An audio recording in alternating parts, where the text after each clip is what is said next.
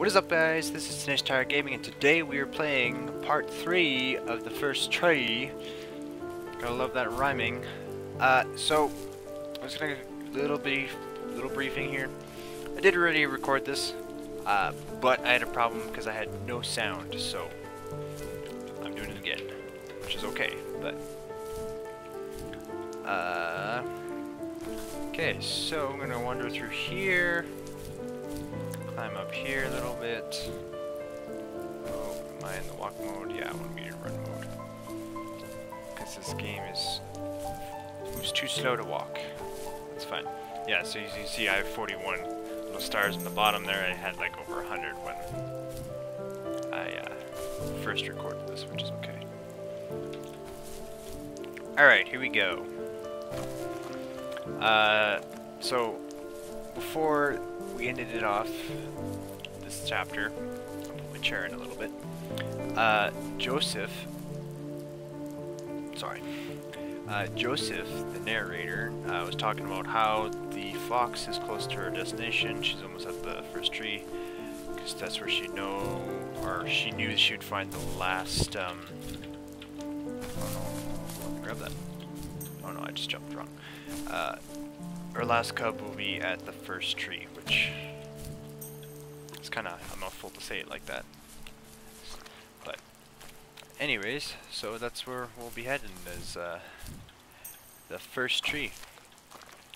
So we got a nice little cabin school thing in the background there. There's a diggy dig up there, so let's go grab that.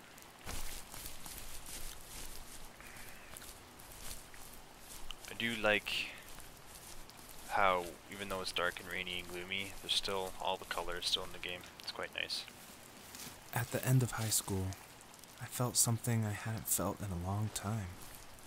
Drive. I looked into the best architecture schools on the West Coast, then got a dose of reality when looking at other students' portfolios and the high cost of tuition. I still wanted to be something, to be the next Alvaro Siza, and to make those thousands of sketches worth something in my grand history. But now even an internship sounds impossible. Siza helped me understand how essential emotion is in architecture, and he also said light is the real composer of space.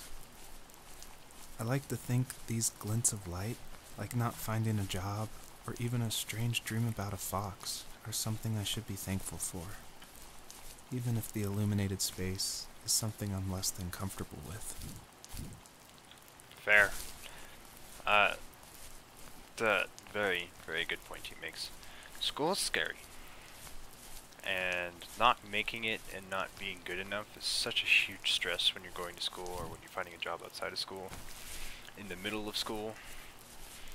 It's quite a scary thing. I'm just gonna dig this up first before I finish. My dad was super supportive with my college plans. To a point. Things were okay until this terrible accident happened. I guess a forklift flipped over due to a bad axle, and it crushed one of the workers there. My dad didn't eat for days, even though he wasn't directly involved. It devastated him. Not only did it hurt the business, but it just freaked him out. He would talk in his sleep, muttering things about firing people and saying sorry. One fateful day he approached me, said that since my school search wasn't going well, I should finally be a man and take over the family business. He said one day he was going to die, and that all of his work, sacrifice, and even that man's life would be wasted in vain. I just lost it. Teenage me just exploded at the thought. Right. Screwed up. I said things I shouldn't have. He was having a crisis, and I pretty much spit in his face. I mean, you did, but in all fairness, I mean, can you blame him? Anyways, back to what I was talking before I was digging the stuff up with school tuition. I went to school, and being I don't regret going to school, and I don't regret having my trade degree and whatever else. I think it's a good thing that you should do. You should get something, at least something under your belt, whether it's super important or not. I think it's all really, really important that you find something to do. Granted, now coming out of school, it's very, very scary because it's very, very hard to find a job, and it's something that's quite complicated, and taking schooling for something, like I said, it does hurt a lot, and the feeling of not being good enough is a huge thing for some of the stuff going on here. I'm going to dig this up here in a second too. Was that the last time you talked to him? No, I called on holidays, and he would call on my birthday. I guess we acted like nothing ever happened, which was stupid. I didn't want to ask about his lumberyard, and I'm sure he didn't want to ask about my job search. I never went back and visited. I think the last conversation we had was about what movies we had seen and what exactly a best boy is in the credits. I thought he would be here so much longer. Yeah, and unfortunately that's part of life, and it happens sometimes. Oh no, we're at the fox and the sad.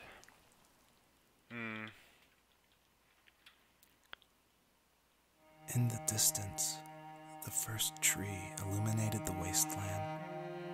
All sad now. She couldn't go home anymore. Right. She did the only thing she was capable of. Moving forward. My dad died alone in the middle of the wilderness. I should have been talking to him more. I should have done a lot of things differently. If the first tree on Earth brought life with it, if it taught the birds to sing and fly and showed saplings how to grow, what could it do for us? Fair. I like this. This is super pretty. So pretty. Such a nice, did a good job on the art style for this. That lens flare.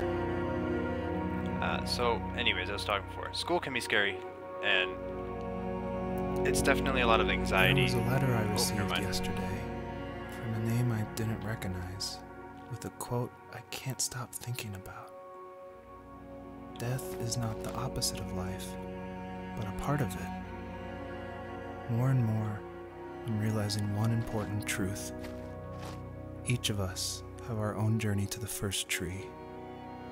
But sometimes I'm not sure I'm ready to take that first step. You already have my love. Ooh, the goosebumps, the feels. So, yeah, school can be scary. Honestly, and I'm gonna stop talking about it because the point is long past. In my original recording, I think I had a lot more to say about it, whatever else, but I don't quite remember what I said, so. Oh well.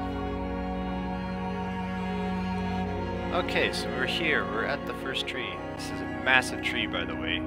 These are the ginormous roots that are like bridges. You drive a car down these things. Okay, we made it.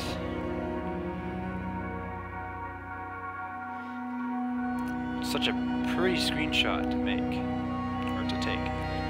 So the first tree awakens and gently asks if there's something, or if there's one last message that the fox wants to tell her children. She replies and says, no, normally, I think the original recording I had like 126 characters or something like that, but I'm gonna put something I would assume a mother would say. I only have 54 characters. Yeah, I don't know. I don't know if I have enough characters for this. No, I don't have this. So I'm just gonna put that and leave it for there for now, because it's cool that the sparkles are the characters in the message. I guess if you found them all, you could write like a paragraph, but I don't understand what the point is. And Thanos snaps. No, I'm just kidding. But it's kind of sad. It's kind of cute that she's going to be with her children. I guess At least I'm guessing she will. over. But I have no idea. It was only a dream. A distraction from tomorrow. I don't think dreams normally bring back to memory so many important feelings. Maybe it was just a dream, but it was also a gift. Yeah, I suppose. But tomorrow we're getting on a plane to the last place on Earth I want to be. The only person that would have made the trip worth it is gone. You're going to see him and be with him one last time before you say goodbye. I have one last quote for you by Emerson, sealed in an imaginary letter from me to you. It is the secret of the world that all things subsist and do not die, but only retire a little from sight and afterward return again. Go to sleep, my love. We have a big day tomorrow, but I'll be there with you every step of the way. Lucky. Thank you. Thanks for listening. Good night, Rachel. Oh, the feels. Good night, Joseph. The feels. This game actually does a really good job of tying in the emotional strings. If you're paying attention and you play through the proper stuff and you find all the stuff as you're playing the game, as I tried to do. I think I missed some stuff. I think I found everything that I found last video, so I didn't miss anything. I knew where it was. I kind of quickly sped run for the first little bit, but 6 months later. 6 months later. Why such a long time? Oh, here I am sleeping in bed. Oh. What's outside? Can I go outside? Anyways, yeah, so they do a really good job of keeping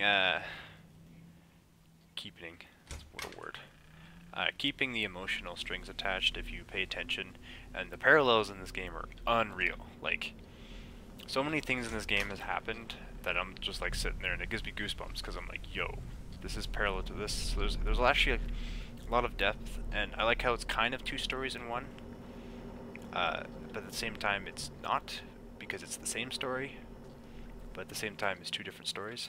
And I'm just gonna rush by this. You're probably thinking, what is going on? And that was definitely my intention for this epilogue part of the first tree. This is my favorite part. This is the part I'm most proud of. And it definitely, like, it's supposed to evoke this, like, what is going on? Where am I? I was not expecting this. When I was marketing and blogging about making the game, I never showed anyone this part. I never told anyone. I never shared screenshots.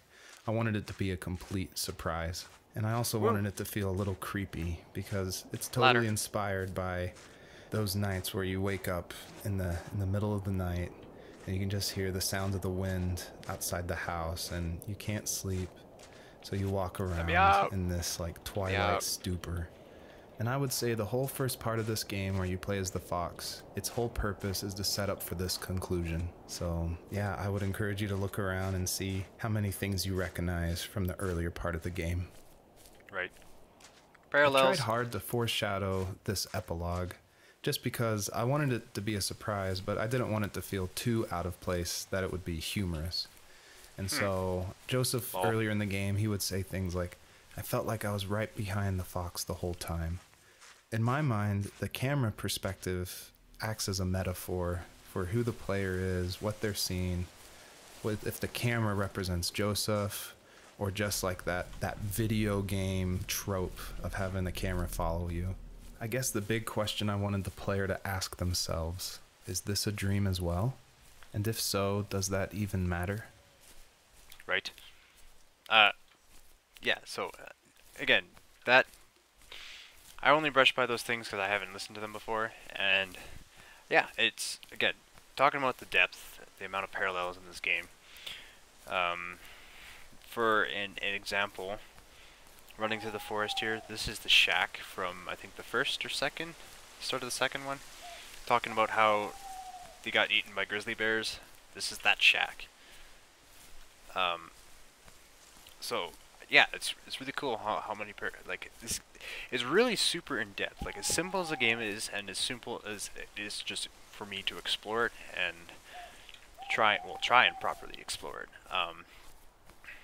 It's actually quite in depth, and uh, the guy who made the game, David, did a really solid job um, making it, and making it.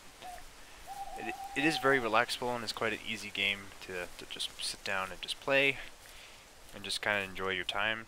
It's definitely very nice, and it feels very gentle and calm. So he definitely did a pretty good job of, for everything that he set out to do, he did a pretty good job of nailing it on the head. Pretty good. Oh, we got a little campground here. So let's back up at the house again. So I'm assuming this is referring to the tent that him and or Joseph and his dad used to go out and watch the stars.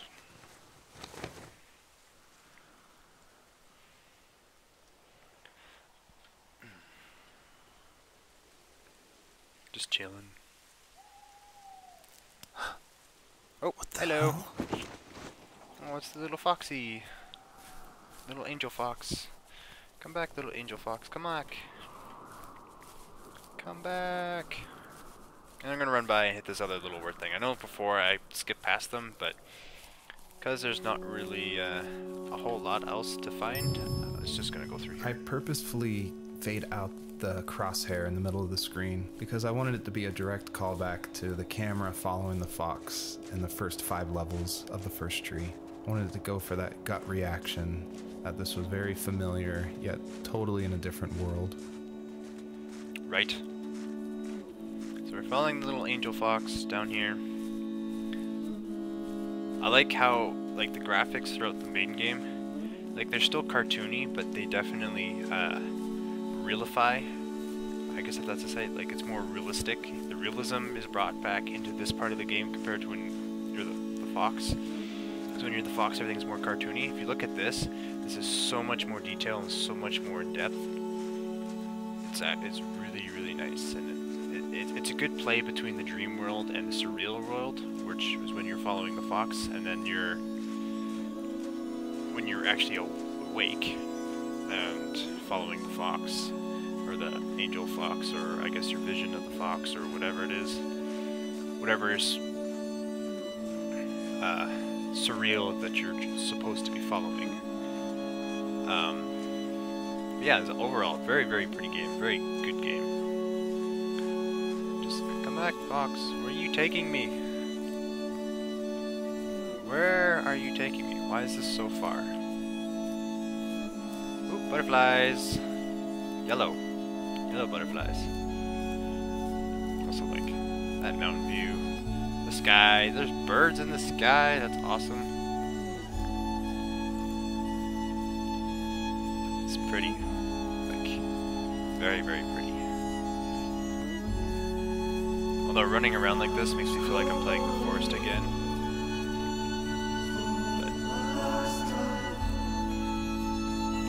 But also did a very good job finding a soundtrack that helps boost the moods of the emotions of this game. It's really nice.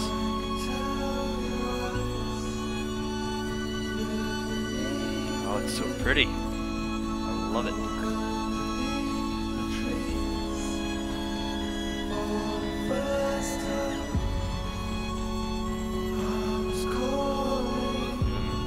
Even this song right now, it's giving me goosebumps. Technically, I've already played this. But that's right. It's a good game when you can play it again and it still gives you the same reaction as when you initially played it.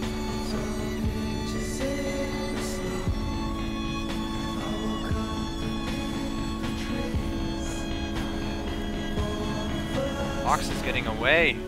He's running so far.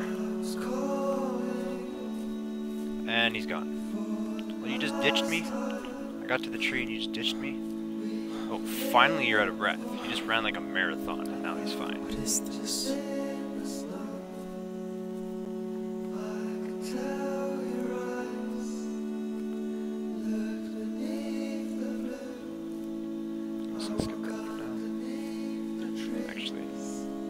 might have a good tidbit to say here. Thank you for making it to the end of my game. And I hope you Welcome. enjoy the personalized message that is featured on the trunk of this tree. It's a message submitted by another player that's retrieved from a database, and it's retrieved at random. And I did this because I wanted people, even if they feel alone through trials of death, that there is a community, an invisible community supporting each other. So thanks for playing. That's cute. So, actually, this is going to be different than the first time when I got to the tree, because there's something that really, really intense here.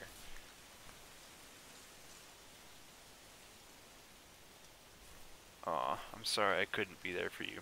But I love this parallel, because this parallel here, actually this one gives me goosebumps. And the first time that I got to this, actually, whoever was on here, wrote the message on here, was like super, super intense.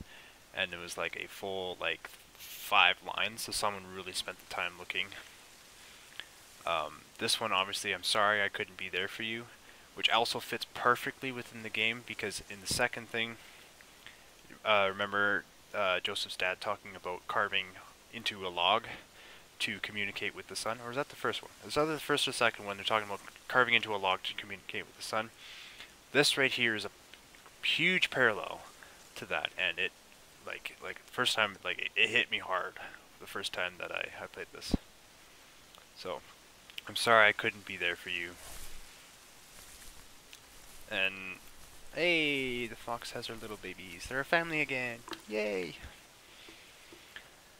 Yeah, so super huge hitting in the field. So good job, David, for first playthrough, anyways. Almost making me cry, but shh, I didn't. It's fine. So that's the first tree, everybody. Now I was just gonna play through a short little bit of credits here, but while the credits are rolling here, I'm just gonna wrap it up a little bit. So, so this has been the first tree, part 3. This is the full playthrough, the full run through. Thank you guys so much for watching. I actually really did enjoy this game, as much as it was kind of slower paced, and I had to replay it almost technically twice to get to this point again. But that was my bad, because I had a recording error. But anyways, so yeah, I hope you guys enjoyed this. I really enjoyed this. I thought this was kind of fun and kind of unique. It was a nice little breather between all the normal fast-paced games that everybody's into and everybody plays whenever else. So I thought this was a really, really good, good mix, really good slow-down test. I really enjoyed it, like I said. Would recommend that people actually play this game on their own. And yeah, phenomenal game. Good job, David. Giving you claps. So yeah,